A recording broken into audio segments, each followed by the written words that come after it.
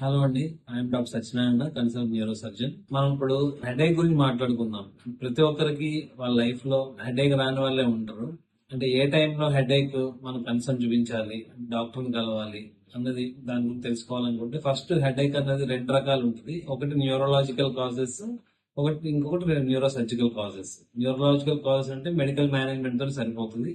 Neuro surgical అంటే కొన్ని కేసులు సర్జరీ కూడా అవసరమయ్యి రావచ్చు. అంటే హెడేక్ చిన్న నుంచి ఉంటుంది, పెద్ద వరకు కూడా ఉండొచ్చు. హెడేక్ సాధారణంగా టెన్షన్ ఉన్నప్పుడు రావచ్చు. ఒకటి అంటే మెడికల్ మేనేజ్మెంట్ చేసేది టెన్షన్ పడినప్పుడు కానీ, ఏదైనా దేని గురించి ఎక్కువ ఆలోచిస్తున్నప్పుడు కానీ రావచ్చు. రెండోది ఏంటంటే ఇంకొకటి, కొంతమంది ఎక్కువగా ఫిమేల్స్ లో మైగ్రేన్ హెడేక్స్ ఉంటాయి. అంటే ఇవి ఎలా తెలుస్తాయంటే సాధారణంగా కంటిన్యూస్ గా తలనొప్పి ఒకవైపు రావడము, మెడ నొప్పి రావడము, కొంచెం వాంతి అయినట్టుగా వికారంగా ఉండము, ఇలాంటి లక్షణాలు లేడీస్ లో మిడిల్ ఏజ్ లో అంటే అరౌండ్ 20 నుంచి 40 ఇయర్స్ వరకు రావచ్చు. ఇది మైగ్రేన్ లక్షణాలు. ఇవి న్యూరోలాజికల్ కాజెస్ లోకి వస్తాయి. సెపరేట్ గా న్యూరో సర్జికల్ కాజెస్ గురించి మనం ఆలోచించుకుంటే ఇది ఎలా ఉంటుందంటే, హెడేక్ అంటే తలనొప్పి, ఒక్కొక్కసారి ఫిట్స్ రావచ్చు, ఒక్కొక్కసారి వాంతులు అవ్వచ్చు, పొద్దున్న లేచిన వెంటనే తలనొప్పి రావచ్చు, వాంతి అయిన తర్వాత తలనొప్పి తగ్గొచ్చు. ఇవన్నీ న్యూరో సర్జికల్ హెడేక్ కాజెస్ ఉంటాయి. అంటే ఎందుకు వస్తాయి అంటే, ఏదైనా ట్యూమర్స్ ఉన్నా, ఏదైనా ఎన్యూరల్ రప్చర్స్ అంటే రక్తనాళాలు చిట్లి బ్లీడింగ్ అయినా, ఇలాంటి కండిషన్స్ లో